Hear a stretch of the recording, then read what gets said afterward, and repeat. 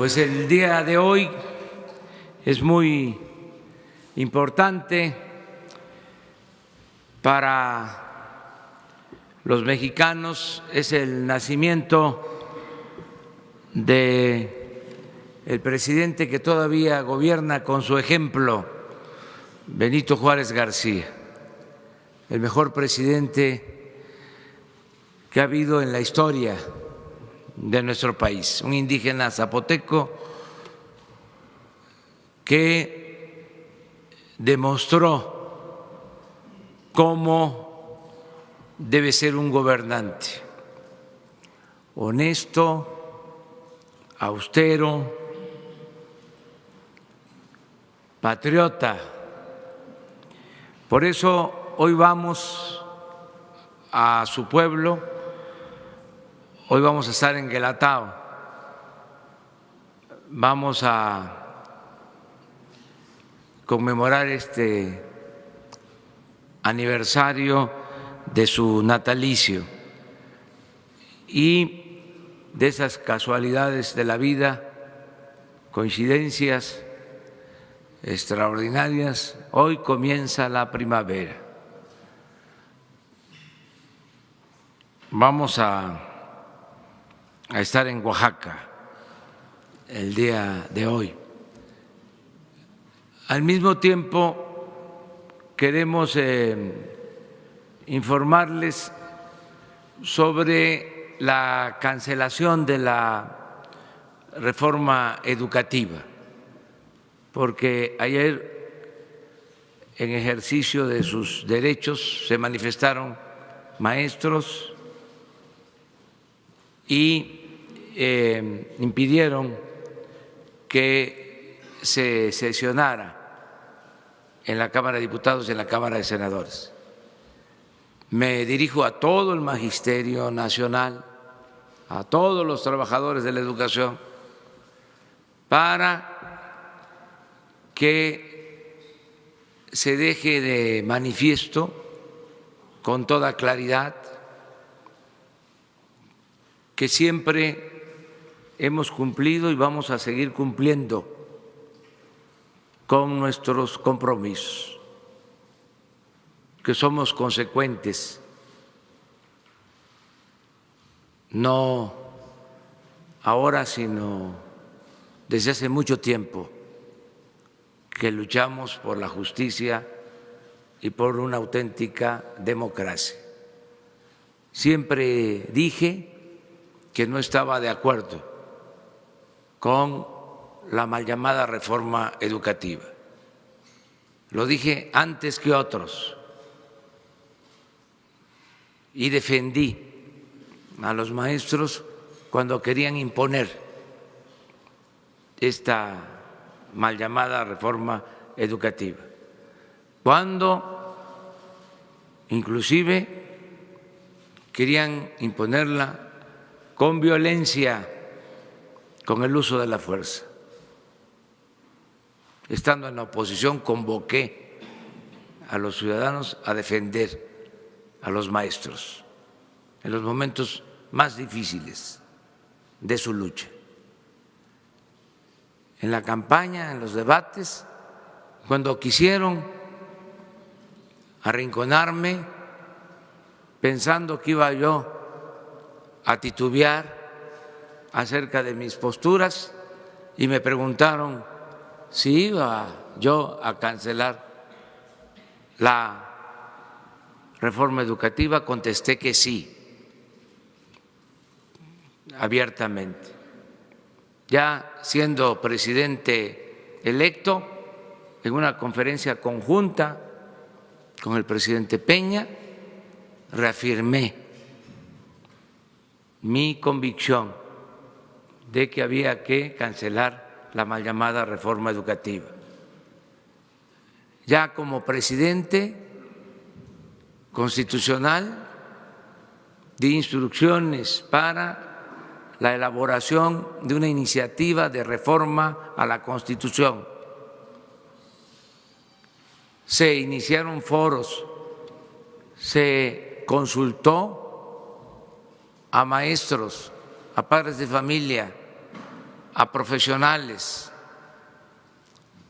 se consultó a todas las corrientes del Sindicato de Trabajadores de la Educación, a la CENTE, al CENTE, a todos, y se presentó esta reforma que abroga, cancela la mal llamada reforma educativa y hace una propuesta nueva, distinta, para hacer valer la educación pública, gratuita, de calidad, en todos los niveles escolares. De modo que considero que no hay razón, aunque existe el derecho libre a la manifestación, pero no hay argumentos para sostener de que estamos incumpliendo con nuestra palabra y con nuestro compromiso. No sé qué motiva este movimiento y quiero que se debata sobre este asunto de manera abierta al interior del movimiento magisterial, que lo hagan todos los trabajadores de la educación y de manera especial que se debata en el movimiento democrático magisterial para que se defina una postura con claridad, porque esto es algo parecido a lo que suele pasar, que grupos que en apariencia son radicales, sus actitudes demuestran más su adhesión al conservadurismo. Este es otro de los casos. Entonces, que se aclare, vamos al debate.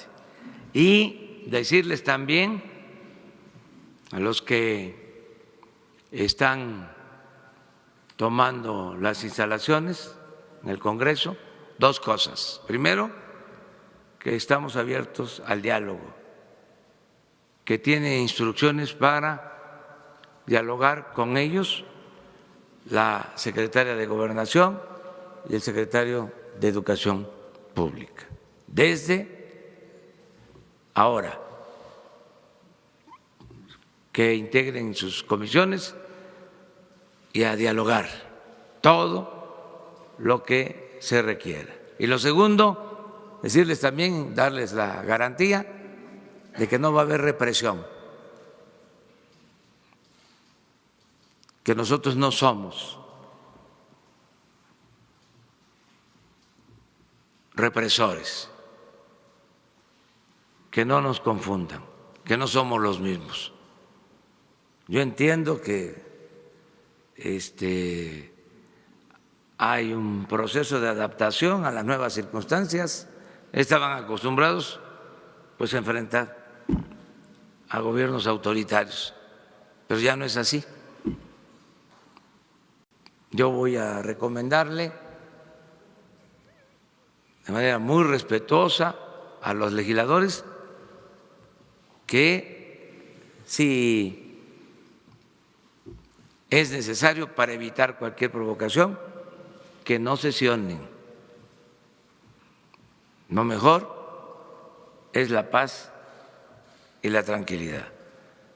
y que todos los mexicanos nos atengamos a la opinión pública,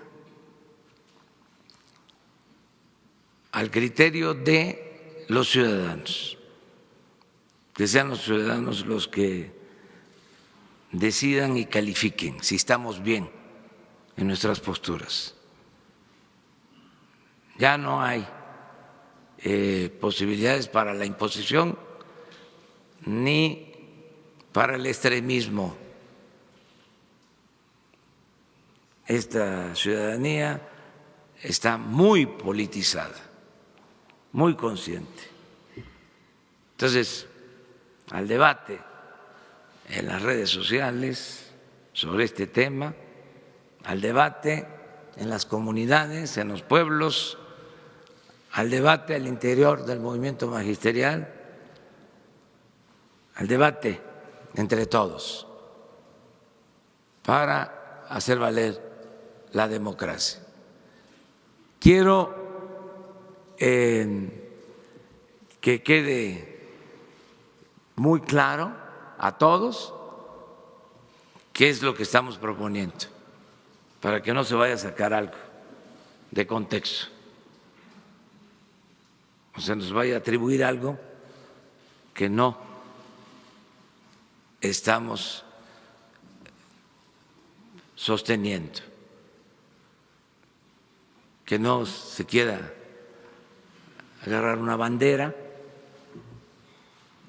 que no tiene que ver con nuestro propósito, con nuestras intenciones. Nada de excusas, nada de pretextos, claridad, transparencia. Y vamos a seguir hablando, si es necesario, de este tema aquí, para alentar el diálogo.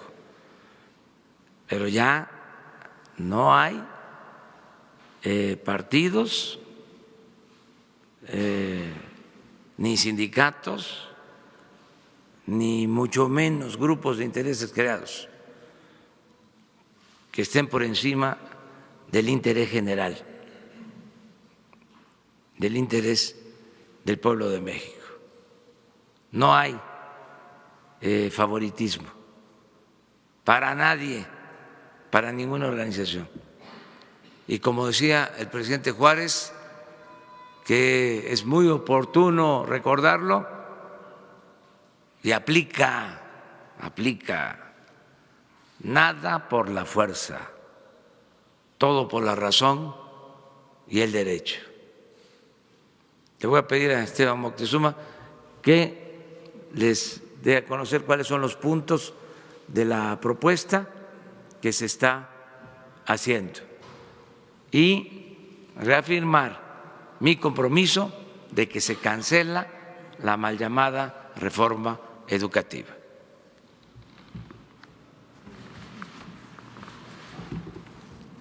Muchísimas gracias, señor presidente. Muy buenos días a todas y todos. La iniciativa para la abrogación de la reforma educativa y para que nazca de esta un acuerdo educativo, porque ha participado desde hace ya 6 meses la sociedad entera y particularmente las maestras y los maestros dándonos sus opiniones sobre el sistema educativo.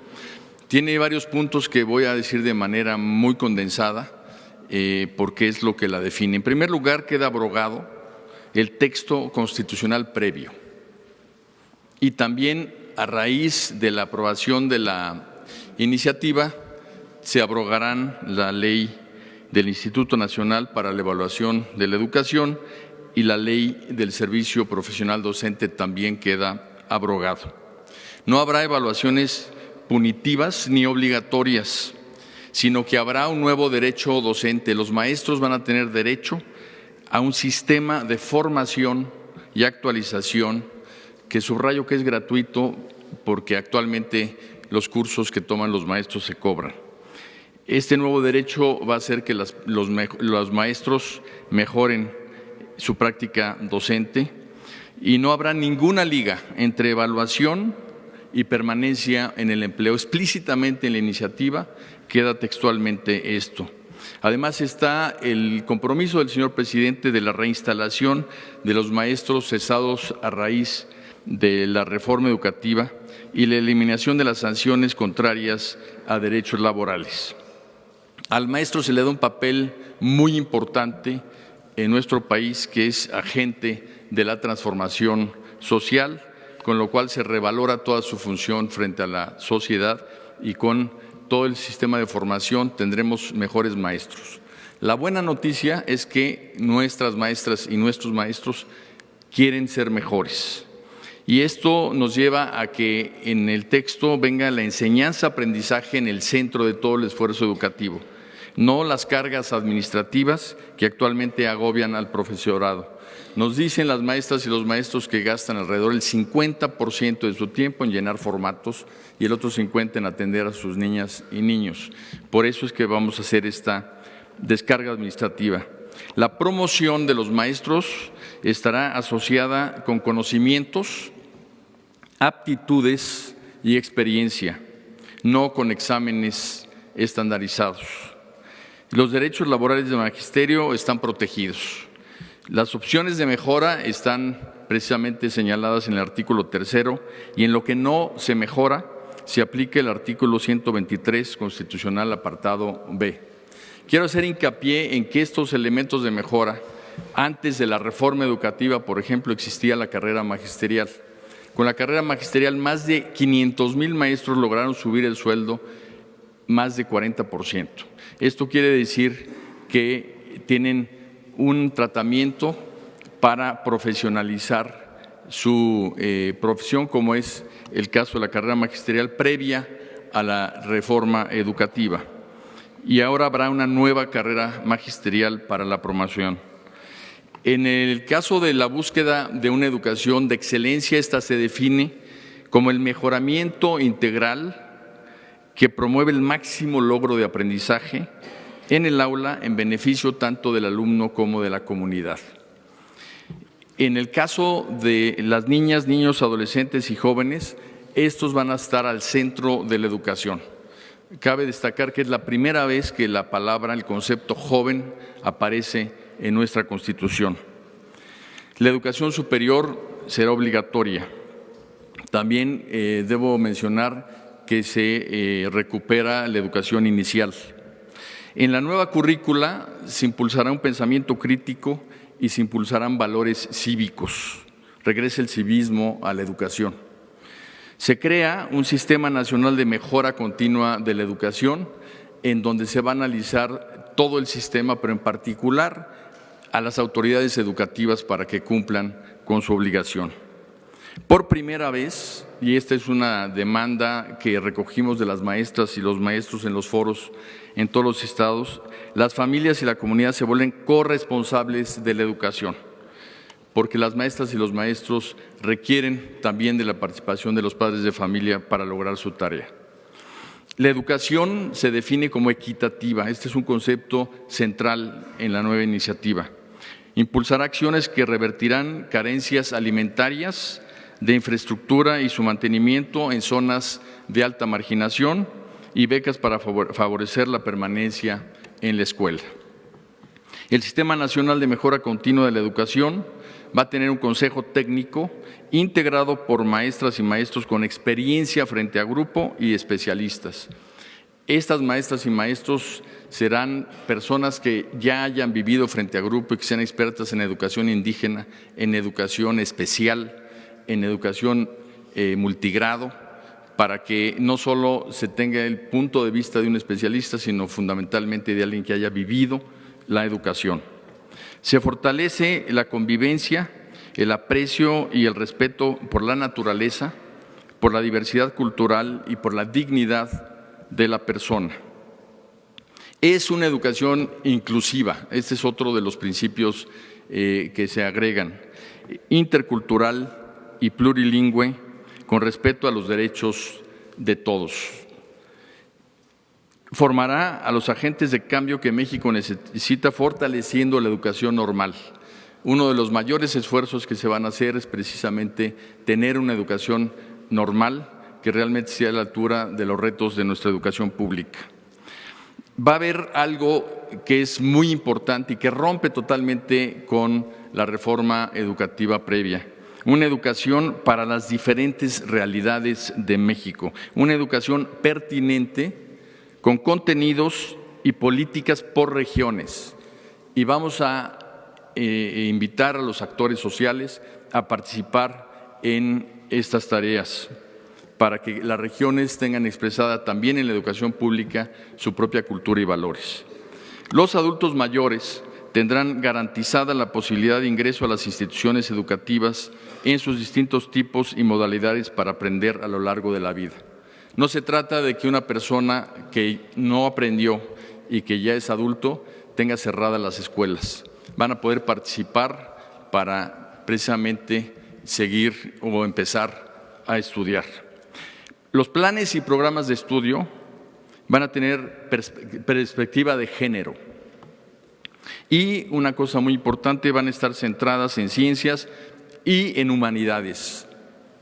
Esto es una definición muy importante, revivir las humanidades, y por ello habrá historia, geografía, civismo, filosofía, tecnología, innovación, lenguas indígenas, lenguas extranjeras, artes como la música, educación física, deporte, promoción de estilos de vida saludables, literacidad, cuidado del medio ambiente y cultura de paz.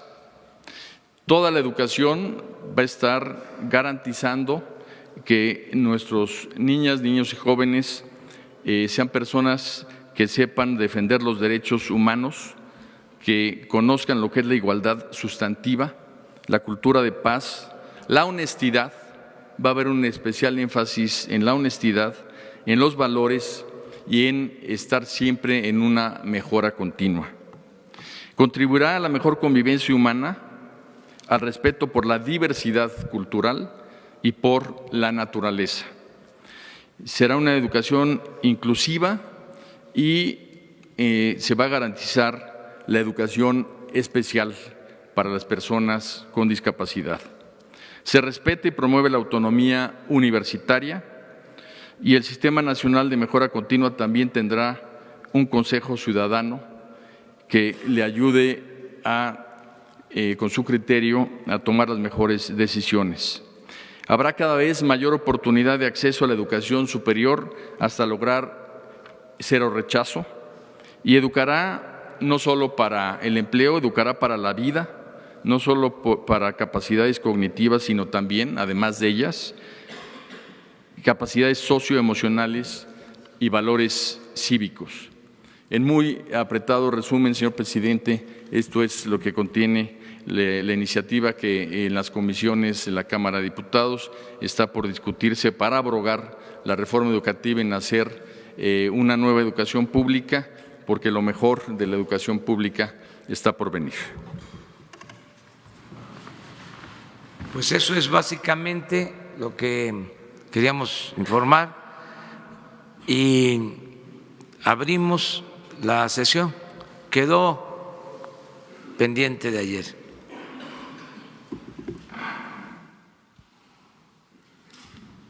Gracias. Buenos días, señor presidente. Buenos días, secretaria, secretario. Alejandro Lelo de la Red Diario Basta, Tabasco. Y preguntarle, presidente, en el Senado ya se va a empezar a discutir el tema de la revocación de mandato. Los escenarios de la oposición, sobre todo el más importante, es que si usted va en la boleta en el 2021, en la elección intermedia, arrasaría incluso las 17 gubernaturas. Y esto llevaría prácticamente, son los escenarios que ellos tienen, incluso gente de Morena, a la aniquilación electoral del pluripartidismo, y quizás estaríamos pasando nuevamente a una hegemonía de un partido político. La cuarta transformación requiere de la hegemonía de un partido político para consolidarse. Si me permite, ahorita le haría una siguiente pregunta, presidente. Miren, la democracia son los ciudadanos los que deciden y no hay que tenerle miedo al pueblo, no ver al pueblo como menor de edad. ¿Por qué la tutela? el ciudadano en México en los tiempos actuales es muy consciente. Creo que lo más importante de nuestro tiempo es esa politización de los ciudadanos, la fuerza de la opinión pública. Esto se usaba mucho durante la época de la Reforma y de la República restaurada, como parte del movimiento liberal. A Santana lo terminó venciendo no el ejército liberal, sino lo terminó venciendo la fuerza de la opinión pública, porque ya la gente estaba harta de este caudillo que fue 11 veces presidente de México y engañó una y otra vez hasta que la gente dijo se acabó y se tuvo que ir. Luego regresó ya grande, pero sin tener ninguna fuerza. Todavía cuando la intervención francesa fue a ofrecer sus servicios y le dijeron ya no, porque la sociedad quería los cambios. Es lo que está pasando actualmente. Esa es nuestra fortaleza. Hay una voluntad colectiva dispuesta a llevar a cabo una transformación en el país. Entonces, que sean los ciudadanos los que decidan. Inventaron nuestros adversarios lo de la reelección, ya era para reelegirme. Ya dejé de manifiesto de que eso va en contra de mis principios, de mis convicciones, que soy partidario del sufragio efectivo, de la no reelección. Muchos de ellos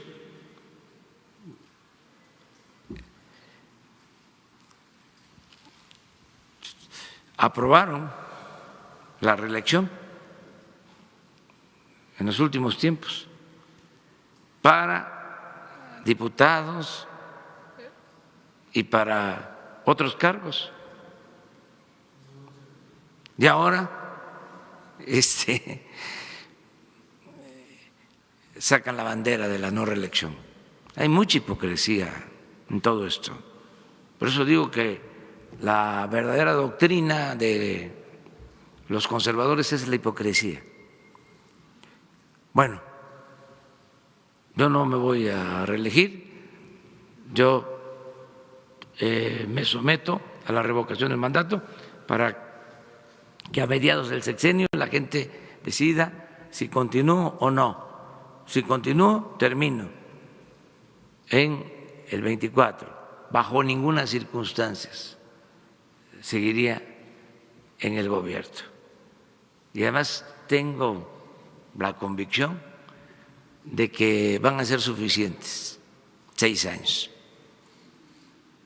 para sentar las bases, crear el hábito democrático, erradicar la corrupción y echar a andar la economía para que haya trabajo y haya bienestar en el país.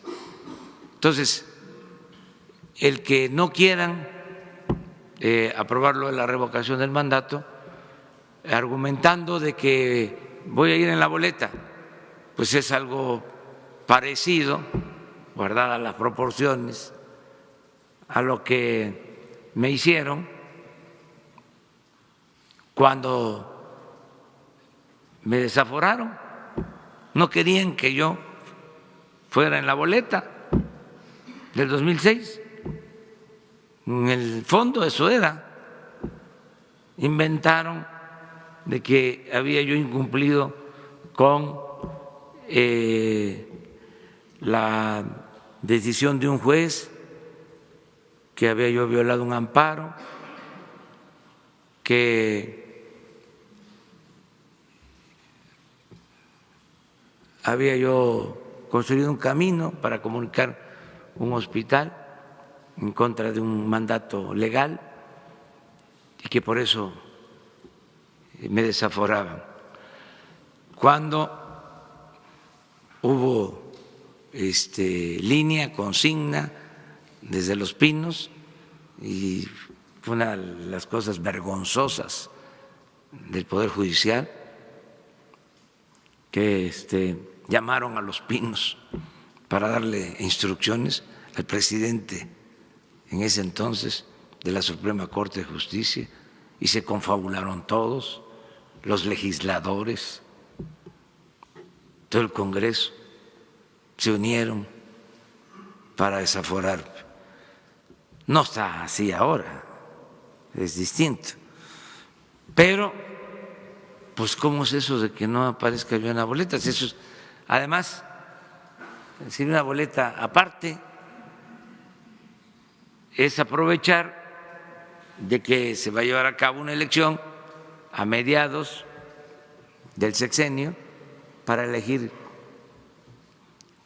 al nuevo Congreso, en particular a la Cámara de Diputados y otros cargos, pero es una urna aparte donde lo único que se va a preguntar es: ¿quieres que continúe el presidente o que renuncie? ¿Sí o no? O sea, que continúe o que renuncie. Y ya, esa es una boleta. Hasta podríamos organizarlo, lo que pasa es que queremos hacerlo pues de manera legal. Lo hice cuando fui jefe de gobierno, me sometí a la revocación de mandato, nada más que esa consulta fue telefónica. No sé si se pusieron también mesas, pero sí me acuerdo de que a mediados de mi mandato como jefe de gobierno se consultó, igual, si querían que yo siguiera o que me fuera. ¿Cómo consulté si aumentaba el precio del boleto del metro o no? Como consulté varias cosas. Entonces ahora, si se aprueba esta reforma, pues es un asunto legal y aplicaría para la presidencia de la República, pero después podría aplicar también para gobernadores, para senadores, para presidentes municipales. ¿Por qué aguantar a un mal gobernante? ¿Por qué aguantar 6 años a un mal presidente? Imagínense cuánto se hubiese ahorrado si se hubiese establecido de tiempo atrás la revocación del mandato, que no era suficiente 3 años para saber cómo iba a terminar un sexenio. Entonces es un derecho, además, ciudadano. El pueblo pone, el pueblo quita, es el artículo 39 de la Constitución, es la democracia participativa. El pueblo tiene en todo momento el derecho de cambiar la forma de su gobierno. Eso es lo que estoy planteando. Me dicen algunos, ayer estaba yo viendo,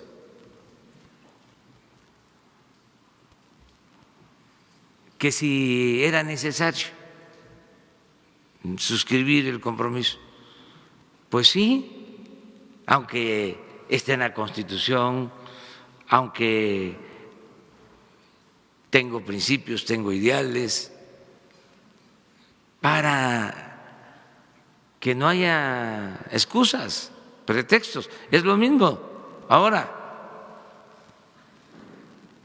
si no informamos, pueden salir a decir, es que se incumple con el compromiso, no se abroga la reforma educativa.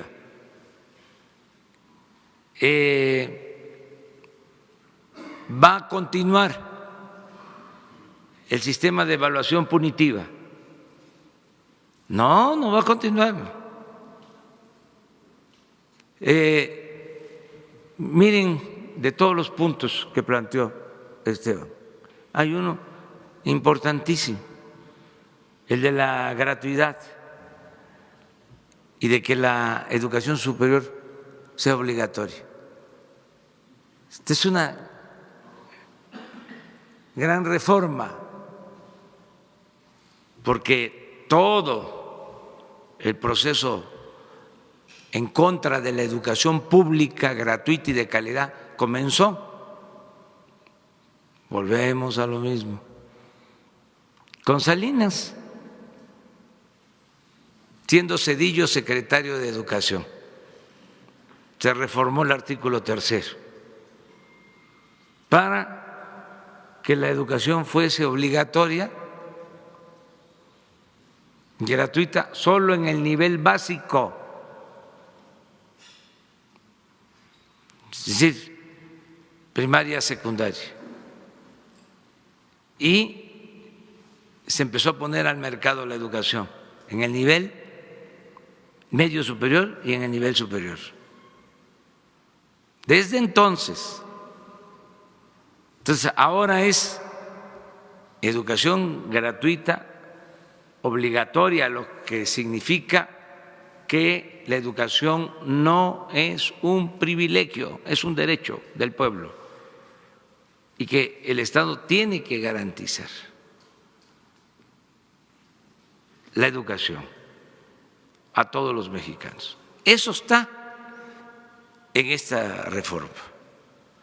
O sea, es regresar a lo que se establecía en la letra y en el espíritu de la Constitución antes de esa modificación que se hizo al artículo 3 durante el gobierno de Salinas.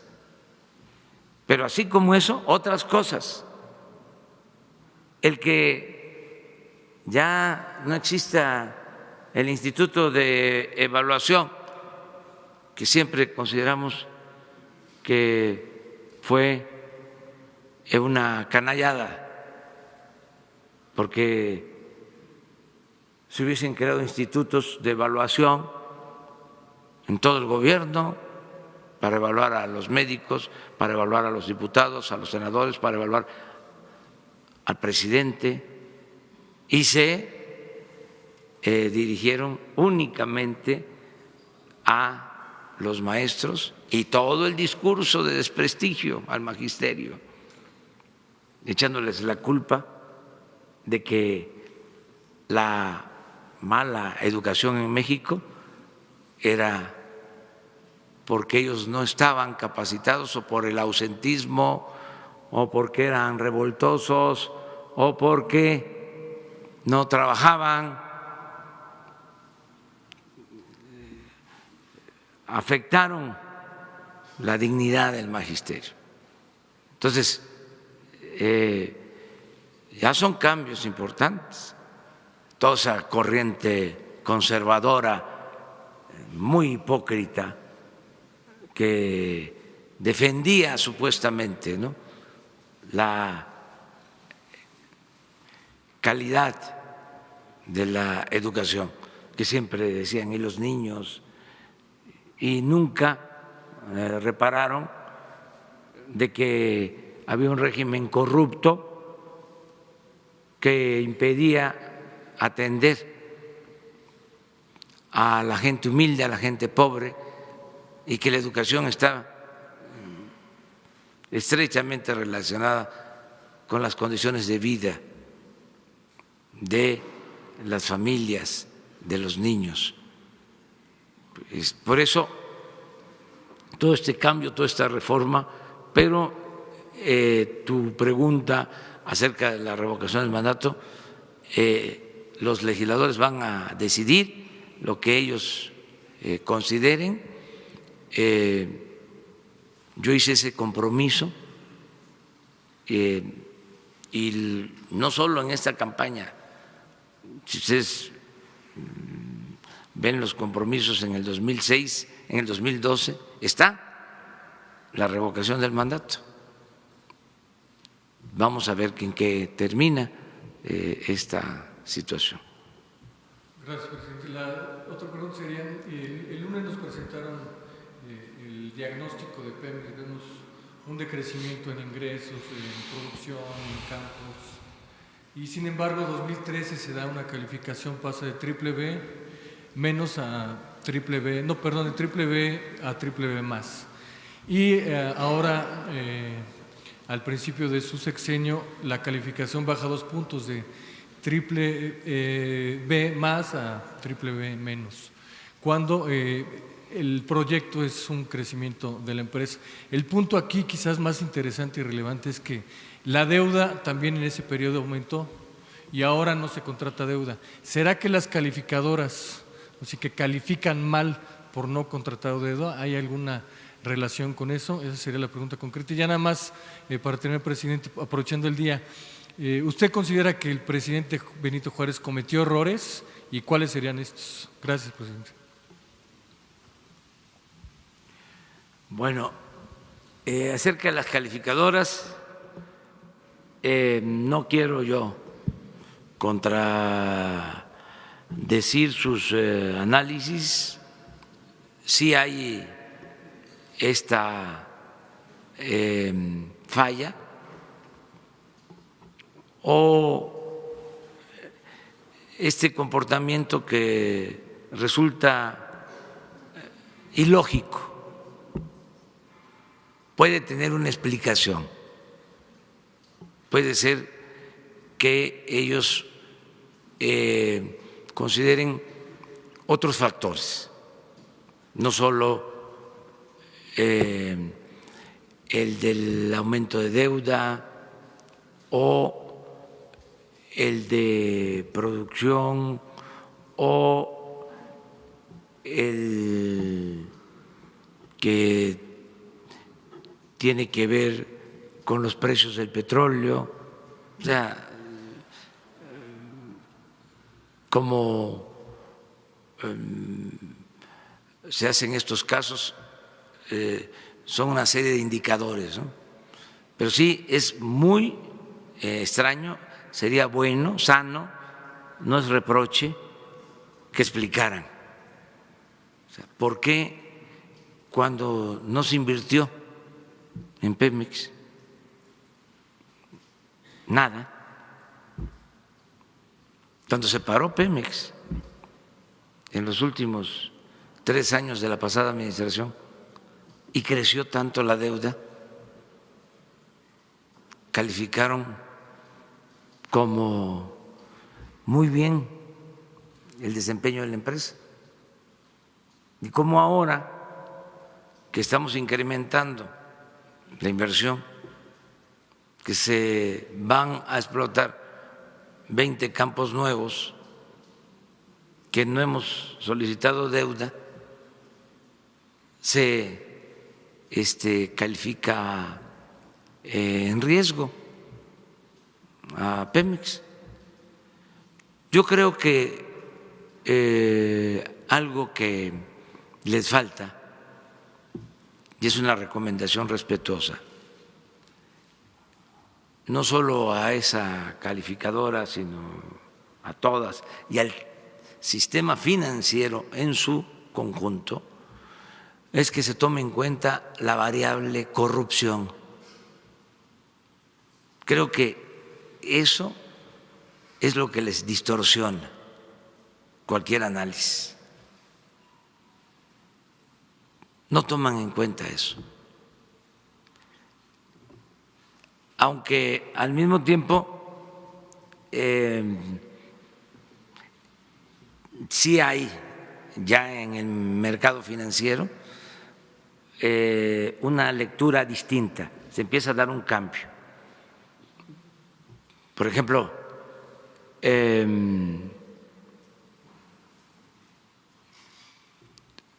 cae la calificación en Pemex, pero se fortalece el peso. Ayer estuvo el peso fortachón, llevaba tiempo. Y eso pues tiene que ver con una lectura distinta del sector financiero.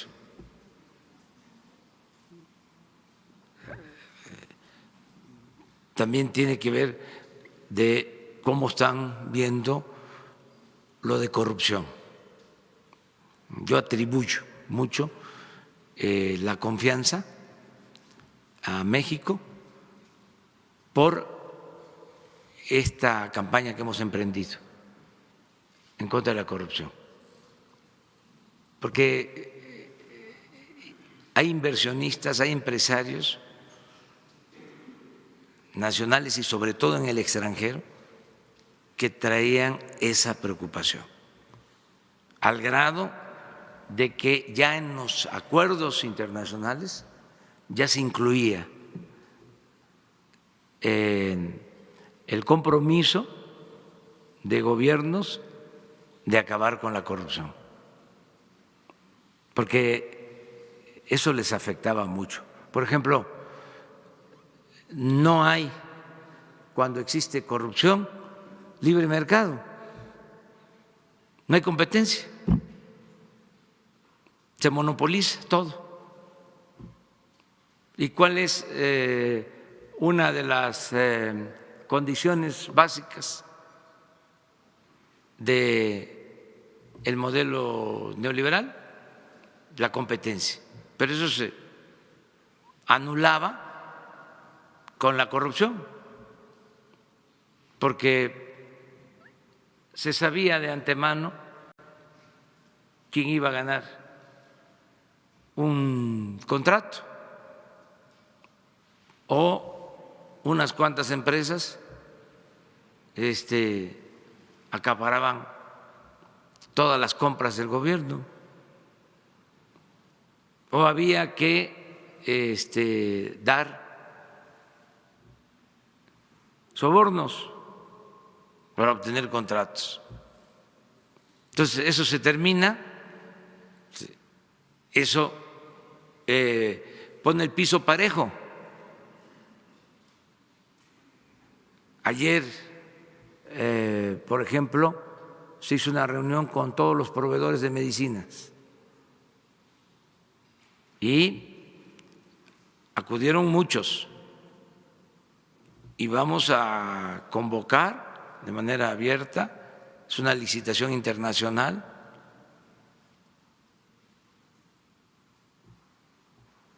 y que no haya preferidos.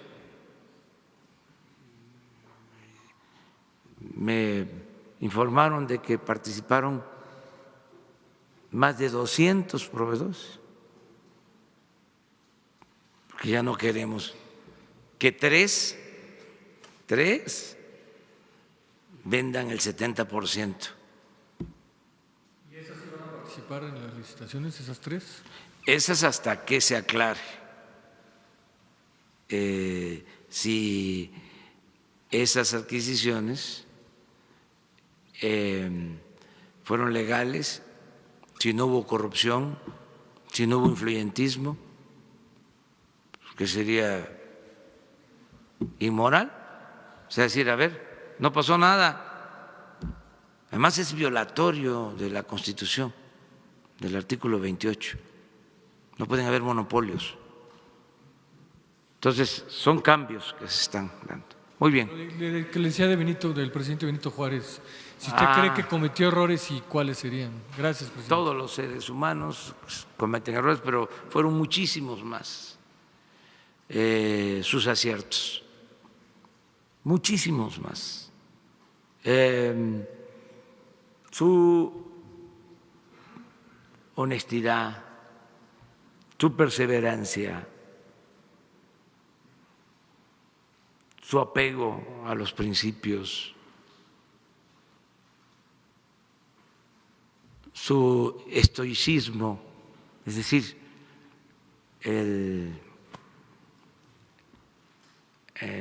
padecer de sufrimientos.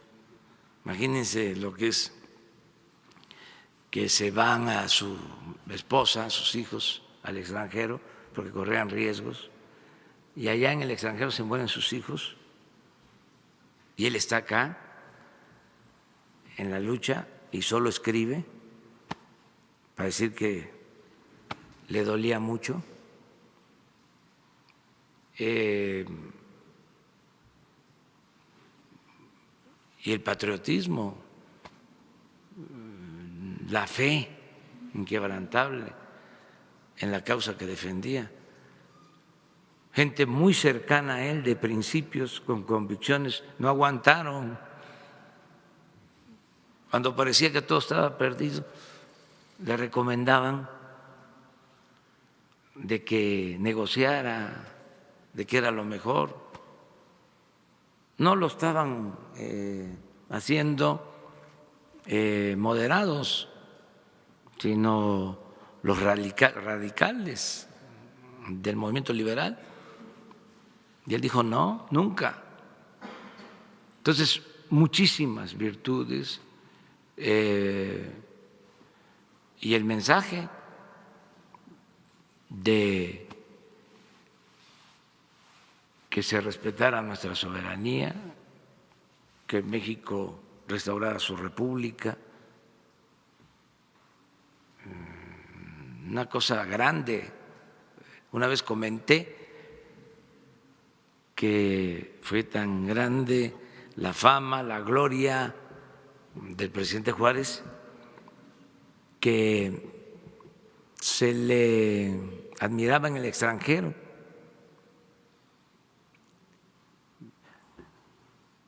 Mussolini se llamaba Benito porque su papá admiraba a Juárez. Por eso le pusieron a Mussolini Benito.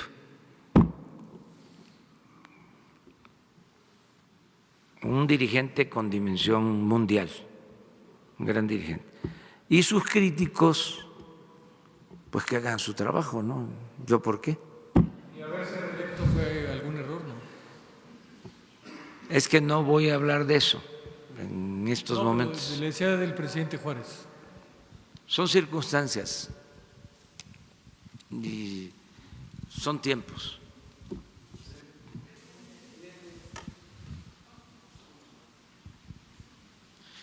Buenos días, presidente, secretario. Enrique Legorreta, de Quinto Poder.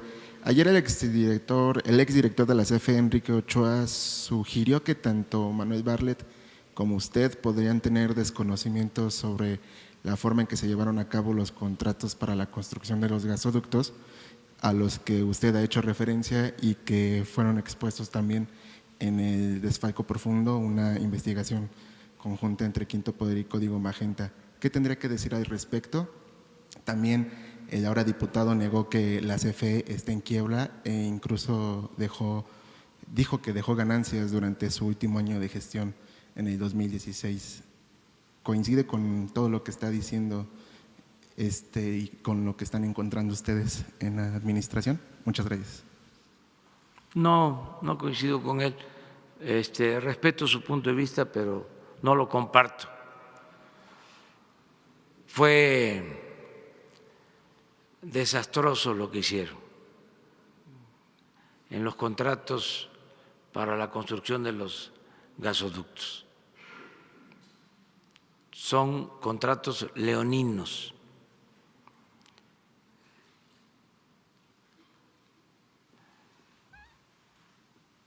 Les comento dos, tres cosas. Una, se tiene que pagar por esos gasoductos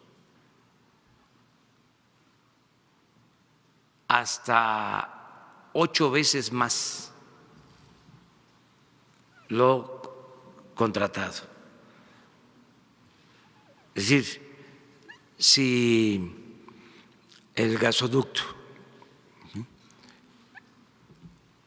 tiene un costo de 1,000 millones, de dólares, hay que terminar pagando 8,000 millones de dólares.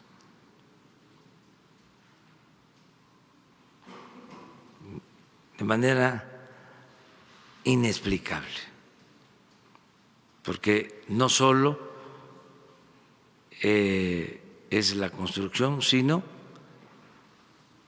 el sistema de financiamiento.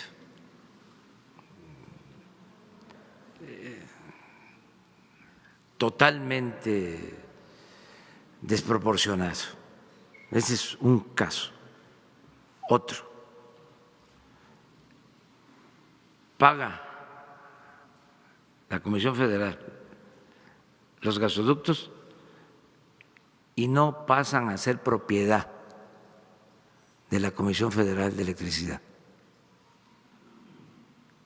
Siguen siendo propiedad de la empresa que los construyó. Increíble.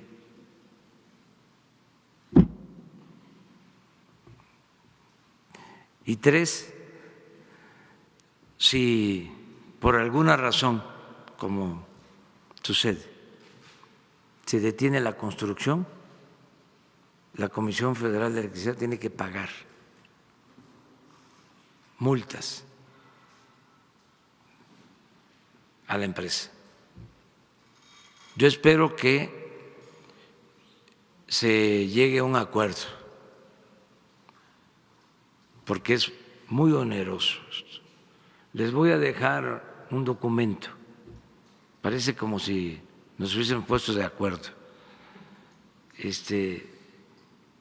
porque ayer precisamente tuve una reunión de trabajo con el director de la Comisión Federal de Electricidad y vimos el tema y le pedí unas notas sobre este caso y me las entregó. Hoy en la mañana me llegaron muy temprano y se las voy a dar a conocer, las voy a compartir con ustedes. Quiero aclarar que no buscamos afectar a las empresas, que queremos que se llegue a un acuerdo, que busquemos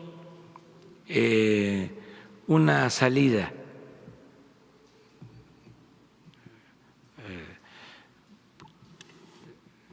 justa, equilibrada, que no perjudique al interés público y que tampoco las empresas salgan perjudicadas. Entonces tenemos que revisar esto. Legalmente no queremos cancelar los contratos, nada más les puedo decir que tienen una falla de origen, no fueron aprobados estos contratos por los consejos de administración. No se aprobaron por el Consejo de Administración de la Comisión Federal de Electricidad.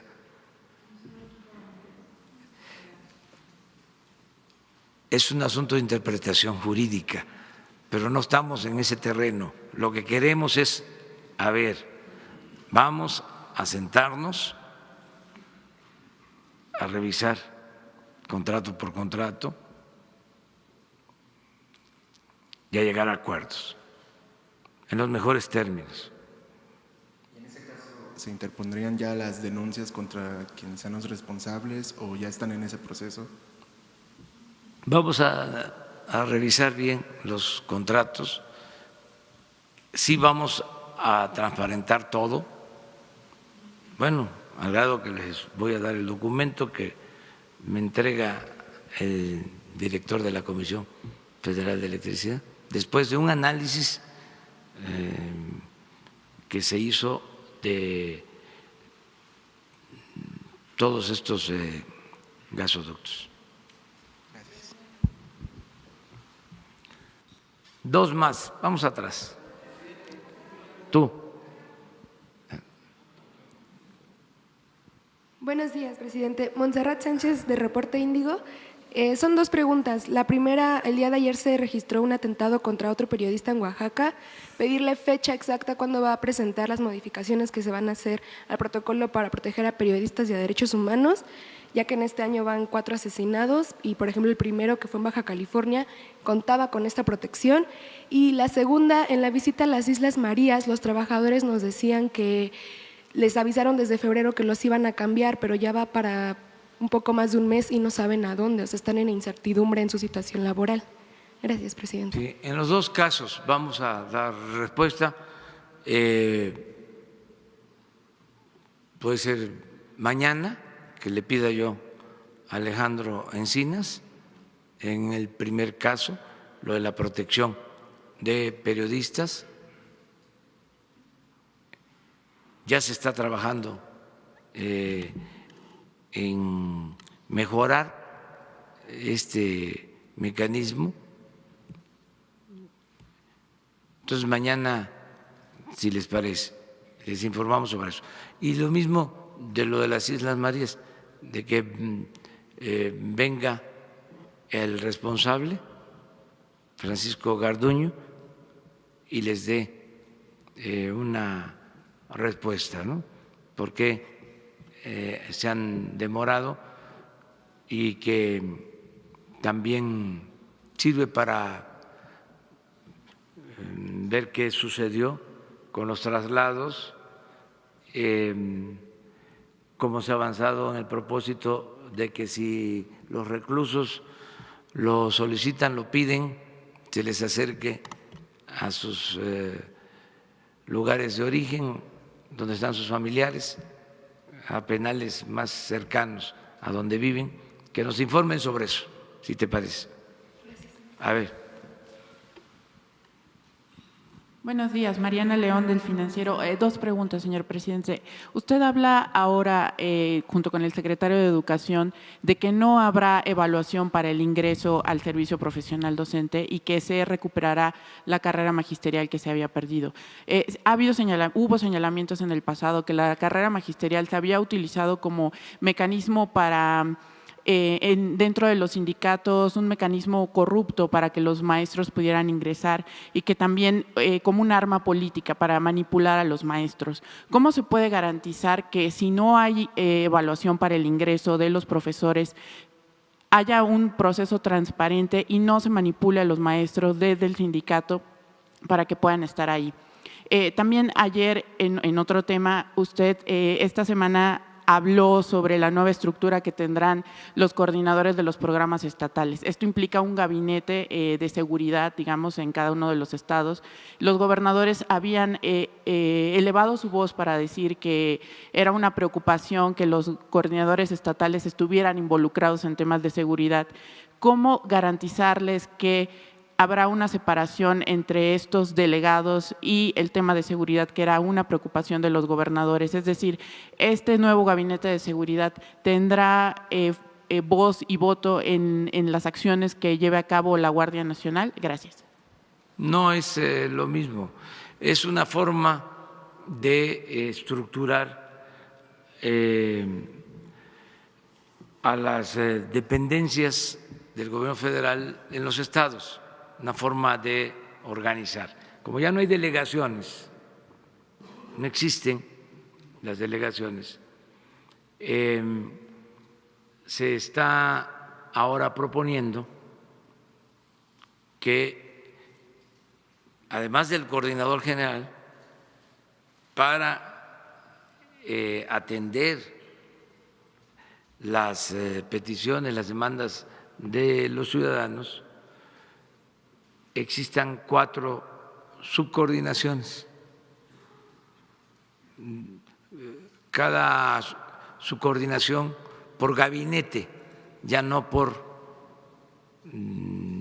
secretaría.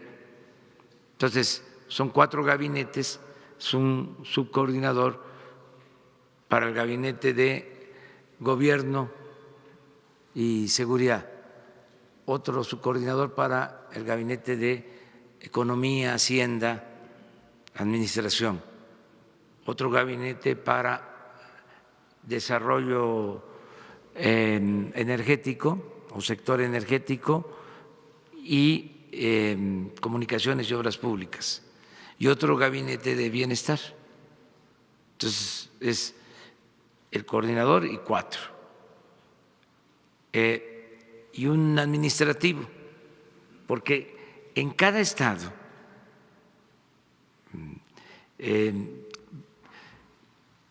habían y van a quedar la mayoría de los trabajadores de base, de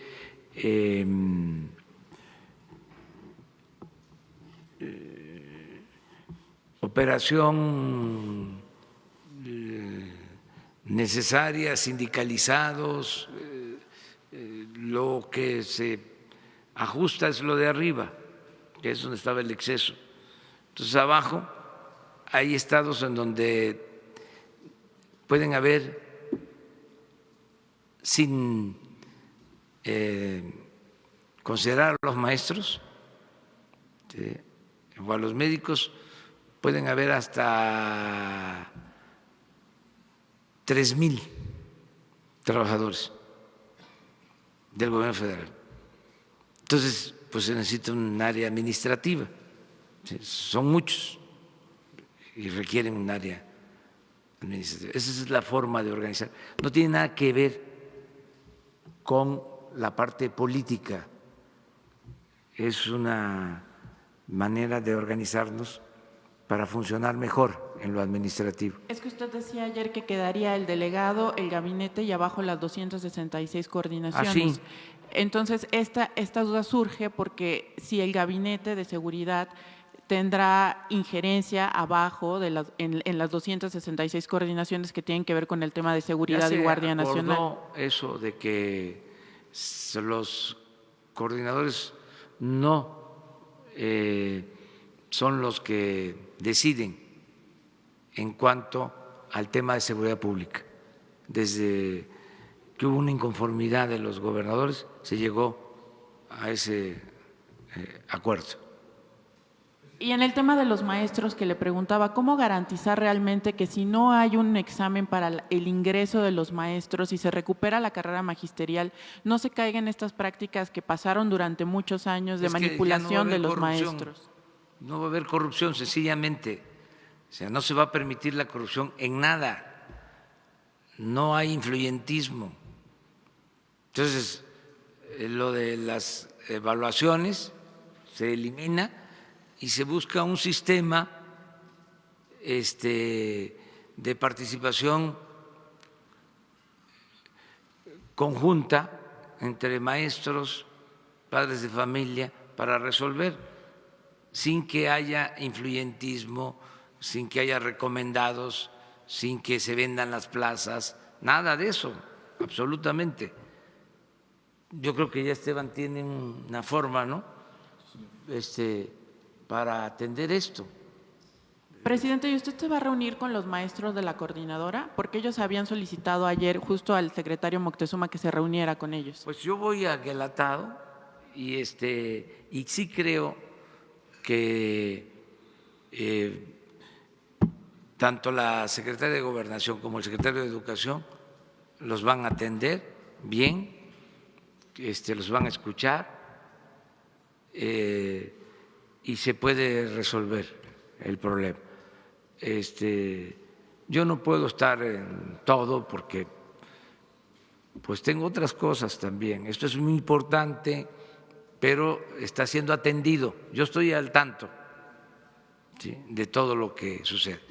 Si no, tendría yo que atender, porque esta es una sección, ¿sí?, básicamente es de Oaxaca. Tendría yo que atender a los de Chiapas, tendría yo que atender a los de Michoacán, tendría yo que atender a los del CENTE, tendría yo que atender, ¿sí?, a los mineros, tendría yo que atender pues a muchos. Entonces tenemos que distribuirnos el trabajo. Hay lineamientos generales. Claro que voy a ver a los maestros. En Y el Atao la mayoría van a ser maestros. Ahí los voy a saludar, ahí vamos a hablar. Y todo el tiempo estoy recogiendo los sentimientos de la gente y atendiendo problemas, siempre. Entonces, también eso ya va a cambiar. Nada de que, a ver, vamos a la mesa de diálogo, ¿no?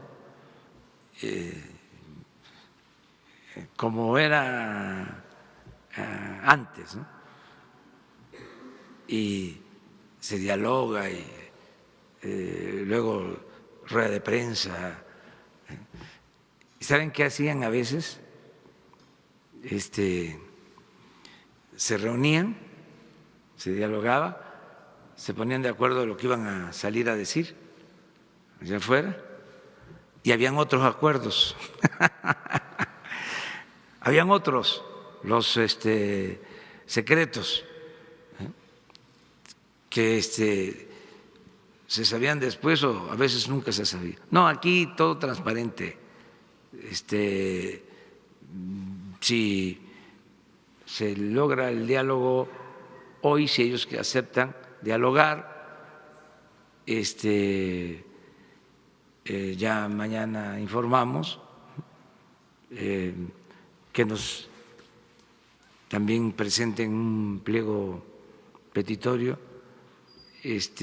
o sus inconformidades, también para darlas a conocer, a ver qué cosa es lo que quiere, cuál es la inconformidad, qué le falta, ¿sí? Porque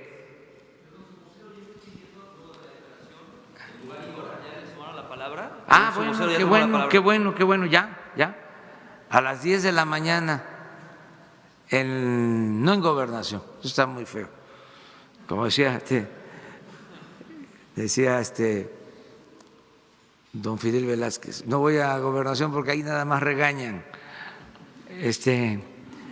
no, la Secretaría de Educación Pública, ahí, ¿te parece? Claro que sí, sí. A las 10 de la mañana, ahí, hoy, ahora, ya saliendo de aquí, ya nos vamos ahí, a las 10 de la mañana estaría Esteban ahí, los espera, y va a estar la secretaria de Gobernación. Oiga, ya no regañan en Gobernación, ya es la Secretaría para la Defensa de los Derechos Humanos, ya cambió completamente, ese es otro cambio, pero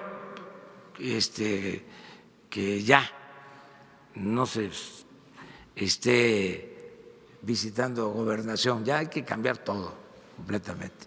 En este caso, educación pública corresponde y ahí que se dé el diálogo. Pero, sí, perdón. Sí, muy brevemente. Qué bueno que hiciste esa pregunta. Lo que literalmente dice la propuesta es que la admisión, promoción y reconocimiento del personal que ejerza la función docente, directiva o de supervisión se realizará a través de procesos de selección a los que concurran los aspirantes en igualdad de condiciones, los cuales serán públicos, transparentes, equitativos e imparciales y considerarán conocimientos, aptitudes y experiencia necesarios para el aprendizaje y el desarrollo integral de los educandos. O sea, al centro está el aprendizaje de los educandos y en función de eso se hace este proceso. Ahora, este proceso, curiosamente, también está de manera sugerida en el apartado B del 123, cuando dice que la designación del personal se hará mediante sistemas que permitan apreciar los conocimientos y aptitudes. Entonces, es algo que está totalmente en línea con los derechos laborales, pero sobre todo centrado en buscar el aprendizaje de los niños. En tu pregunta dices, entonces, el ingreso no se hará a través de exámenes. Los exámenes anteriores eran estandarizados y eran exámenes de conocimientos nada más, y un maestro no podía mostrar lo bueno que era como maestro en un examen estandarizado. Por eso es que ahorita cambia radicalmente y considera aptitudes, considera experiencia, etcétera. Pero otra cosa más grave, no se aplicó en todos los casos la norma. Ya hemos informado que en varios estados hay mucha gente que tiene plaza y que ingresó sin examen a través de nóminas que estaban, digamos que ocultas. Y sobre carrera magisterial, no es que se vaya a regresar la carrera magisterial. La carrera magisterial funcionó muy bien durante los primeros años. Incluso la carrera magisterial al principio nació con exámenes voluntarios de los maestros. Los maestros que querían se examinaban y era la promoción de la carrera vía alrededor de 5 criterios diferentes. Esa carrera poco a poco, como tú dices, se fue cambiando y se fue degradando, pero duró 27 años, quiere decir que nació muy robusta. Al decir que va a haber una carrera magisterial, una carrera profesional del magisterio, etcétera, hablamos que sí va a haber un mecanismo de estímulo a los maestros para que se preparen, para que se capaciten y que en base en ello tengan promociones. Entonces no va a ser la carrera magisterial, va a ser una carrera del magisterio y no vamos a definirla en la SEP. La vamos a definir junto con los maestros, junto con las maestras, junto con los agentes de la educación, en mesas de trabajo que van a ayudarnos a hacer las leyes secundarias, tal y cual hicimos esta iniciativa con consultas muy amplias. Muy bien. Una más. A ver.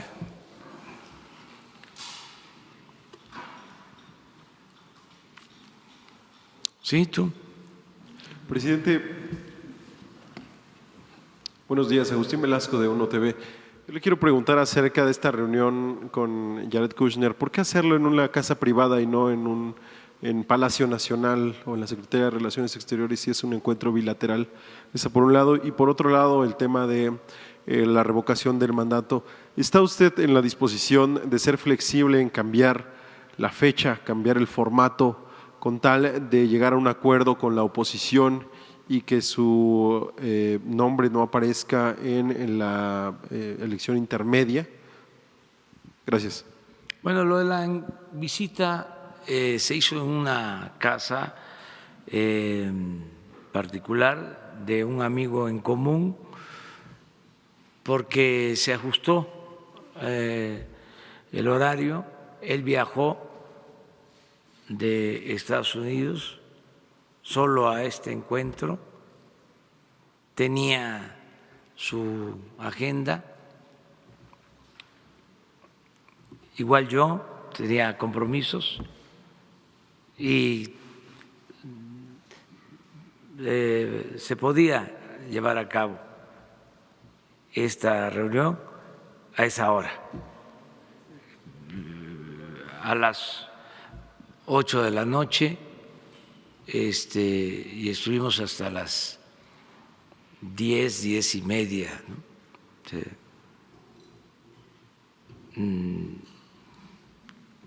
Ahora sí que muy tarde para este encuentro por las labores que uno realiza, ¿no? Y lo hicimos así porque lo consideramos normal, ¿sí? Hacerlo en ese plan de amistad.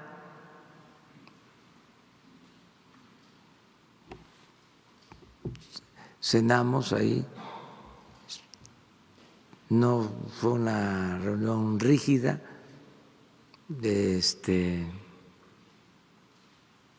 acartonada, fue una conversación circular, como son a veces estas reuniones muy importantes.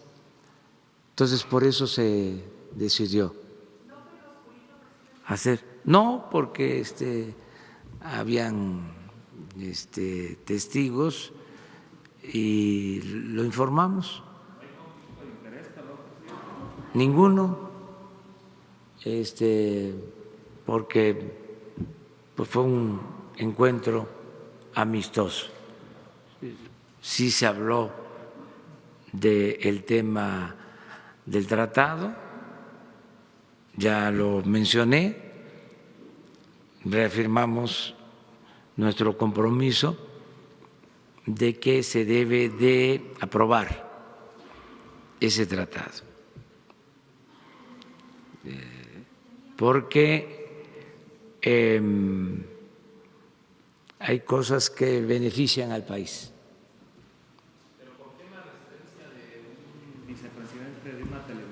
Porque pues así se dieron las circunstancias, a lo mejor en otra ocasión me voy a reunir con alguien en casa de un periodista, amigo, o en casa de un campesino, o en casa de un maestro. Así se dieron las cosas. Hay también la coincidencia de que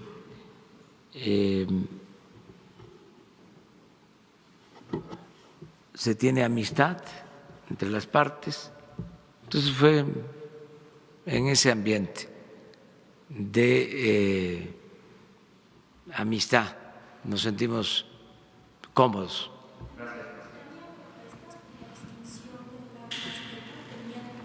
No, ya eso yo expresé aquí, me lo preguntaron y dije que yo no me oponía a eso. Y señor presidente, ¿por qué aceptó usted ir a casa de un particular siendo usted el presidente de México? Porque no se me quita nada. O sea, yo soy respetuoso de la investidura presidencial.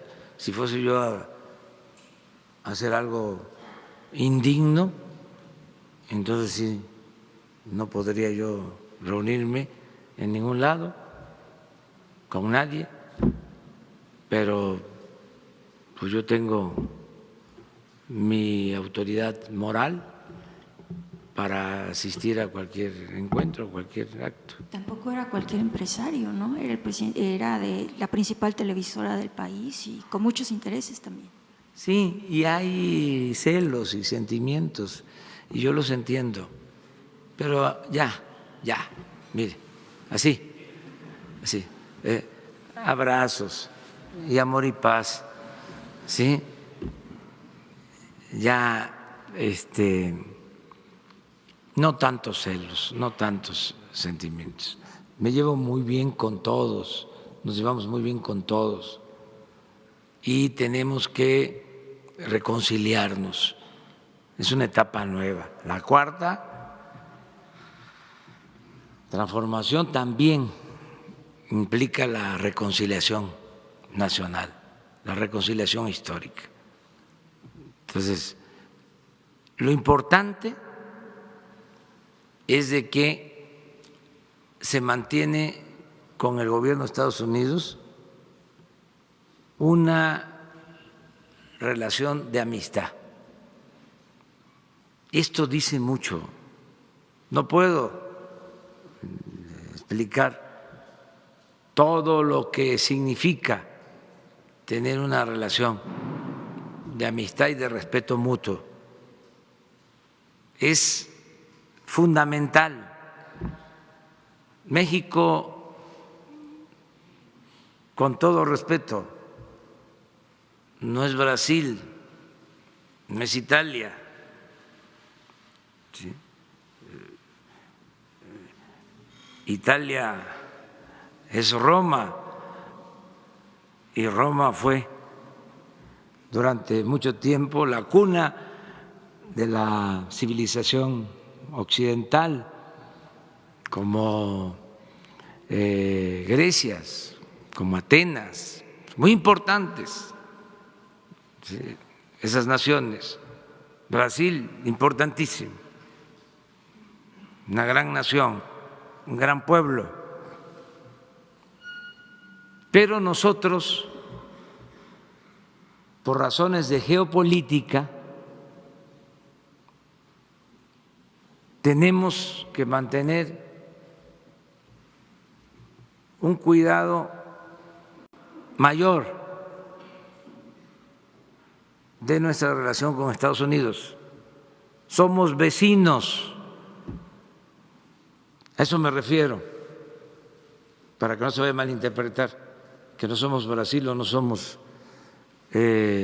Italia o Francia. Tenemos 3.180 kilómetros de frontera con Estados Unidos. Viven 24 millones de mexicanos en Estados Unidos. Tenemos estrechas relaciones económicas, comerciales. Compartimos historias de confrontación y también momentos de amistad, de solidaridad. O sea, es una relación equivalente a la relación que debemos tener también por cuestiones históricas, geopolíticas, culturales, con nuestra América, como decía Martí. Es igual. Y añado, queremos tener muy buenas relaciones con todos los pueblos, con todas las naciones, con todos los gobiernos del mundo. Entonces, por eso este encuentro y otros, y vamos a seguir dialogando, porque nos importa tener buenas relaciones con el gobierno de Estados Unidos, como tener buenas relaciones con todos los gobiernos. Y lo que buscamos es ver si se puede hacer el acuerdo bilateral de inversión para el empleo y el desarrollo del país. Yo pensaba que ya se había pasado esto. No, quedó. Pero bueno, ahí se va a ir aclarando. No, pero no fue así en oscurito, fue público. Creo que se les informó, ¿no? Bueno, cuando terminó el encuentro.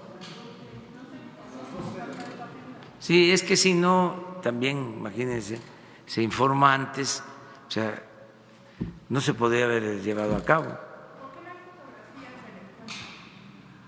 Porque no fue del todo formal, no fue un encuentro acartonado, fue una plática, fue una conversación abierta. Eso fue.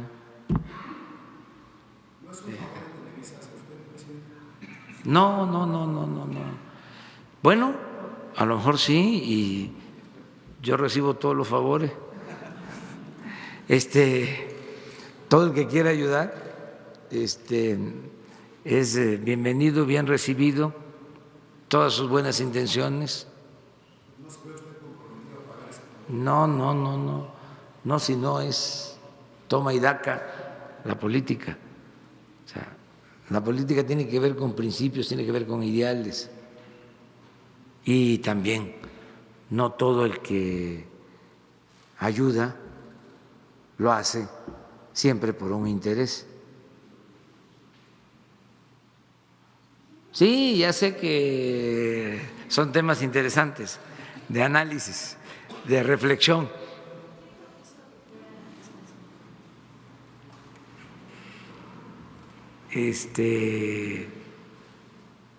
Conjuntamente. No, se vieron las opciones y ofrecieron que podía ser ahí, dije yo sí, acepté. Así fue. Tan. Sí.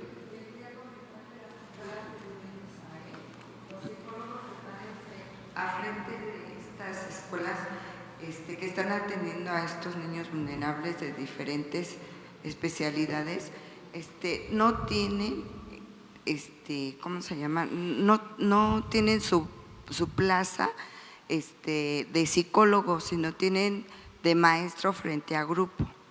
Y además están ganando menos que un maestro. Y también no les han entregado su nombramiento, que lo tienen que ir a buscar hasta Toluca, en el sindicato. Hay muchas anomalías en ese aspecto. ¿Qué medidas se van a tomar? Mire, todo lo que es el sector educativo, como el sector salud, tiene esas irregularidades. Muchos trabajadores eventuales, trabajadores por honorario, que llevan mucho tiempo de esa forma, que como en este caso tienen una profesión, llevan a cabo un trabajo y les pagan como si ocuparan o desempeñaran otro trabajo, otra tarea. Todo esto lo tenemos que regularizar. No va a ser fácil, y he venido diciendo de que no lo vamos a poder hacer de la noche a la mañana. Nada más en el sector salud son 80,000 trabajadores. Pero sí, el plan es regularizar a todos los trabajadores. O sea, para decirlo con toda claridad, como se entiende mejor, basificarlos, pero gradualmente. Entonces, estamos definiendo en el caso de salud un procedimiento para empezar con los que tienen más antigüedad como eventuales, ¿sí? Y así ir avanzando. Lo mismo en el sector educativo, todo esto que estás planteando. Son de las cosas que queremos hacer durante el sexenio. Sería demagógico decir que lo vamos a resolver este año. No vamos a poder, no podríamos. Es mucho lo que tiene que hacerse y implica también recursos, implica tener más presupuesto, pero sí el compromiso de ir gradualmente resolviendo estas cosas. Contigo terminamos, sí. Muchas gracias. Buenos días, señor presidente. Miguel Arzate, del Sistema Público de Radiodifusión, Canal 14. Preguntarle, señor presidente, si tiene información de qué motiva a la CENTE a manifestarse. Ya tuvo un acercamiento con el secretario de Educación en la SEP cuando el conflicto en las vías del tren y se llegó a un acuerdo. Ahora, este bloqueo que hubo en la Cámara de Diputados piden que se derogue la reforma educativa. Su gobierno ha manifestado que ese es el camino, pero siguen estas manifestaciones. ¿Qué motiva a la CENTE? ¿Qué hay detrás de estas movilizaciones? ¿Quién está detrás de la coordinadora? ¿Tiene información? No tengo información y no quiero aventurar nada, pero lo mejor es aclarar las cosas. Qué bueno que se va a dar el diálogo, qué bueno que tratamos el asunto. Tenía yo ganas de decirlo. Desde ayer tenía yo ganas de hablar de esto. Es decir, a ver, ¿cómo que piden que se derogue la reforma educativa si eso es lo que estamos haciendo? Entonces, ¿por qué esa actitud? Está consensada, está consultada con las bases, porque ser organización democrática implica mandar obedeciendo. Nada de que un sector, una facción, una corriente va a tomar decisiones que corresponden a todos. Entonces, por eso, a ver, ¿de qué se trata? ¿Cuál es la inconformidad? Y entendernos de esa manera y respetarnos. Y las dos cosas. Primero, diálogo. Y segundo, cero represión. Imagínense que el presidente de la Cámara de Diputados, de la Cámara de Senadores, solicite el uso de la fuerza pública. No se frotarían las manos los conservadores, los fifí. No, no somos iguales. No, si el problema lo van a tener. Ya no se puede ser rebelde sin causa. Ya no se permite eso. ¿Quién no lo permite? El pueblo de México. Ya no se puede. Los mismos diputados, los mismos senadores, los jueces, magistrados, ministros, nosotros los servidores públicos que tenemos que ver con el poder ejecutivo, ya no se puede hacer nada a capricho. Si no se argumentan las cosas, si no se tiene la razón, si no es una causa justa, ya lo ven a uno con malos ojos, los ciudadanos, la gente. Eso ya cambió completamente y hay que avisarles a muchos, hay que tocarles la puerta. Tum, tum, tum, tum, tum. Te vengo a avisar de que ya cambió la realidad social y política de México. Ya pégate tu sacudida, tu zarandeada. Ya, es esto otra cosa. Por eso ahorita que acordamos aquí, entre todos, que se propuso, ¿dónde? Gobernación. No, ¿qué gobernación? Educación pública. Cambio completo en todo. Y yo espero que esto mejore y todos van a ayudar, todos.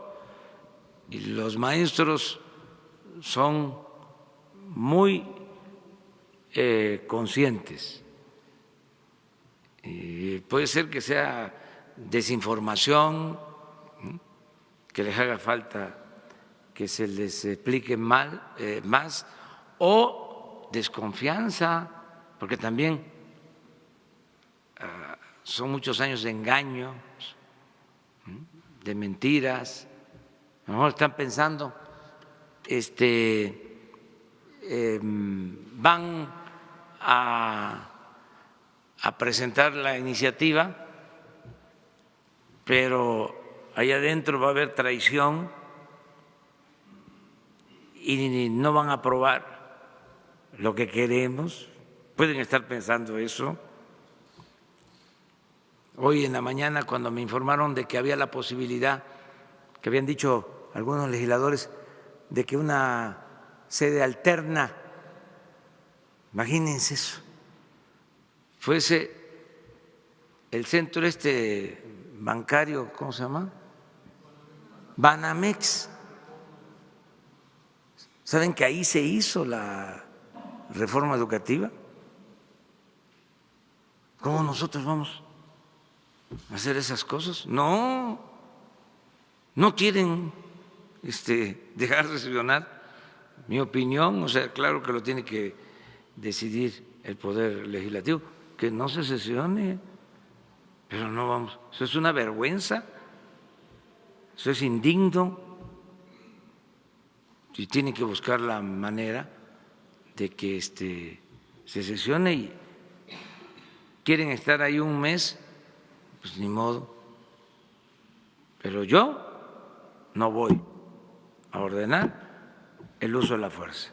Esto no es un gobierno represor, y que cada quien asuma sus responsabilidades. Pero sí aclararles que se cancela la mal llamada reforma educativa. Y como esto lo están escuchando maestros de todo el país, y esa va a ser la información.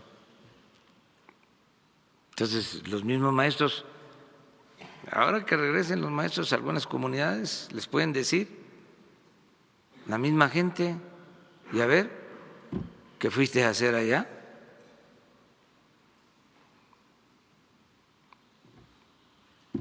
¿Cuál es la causa? Porque las comunidades apoyaban a los maestros o apoyan en sus luchas, pero que les informaban de qué se trataba. Pero resulta que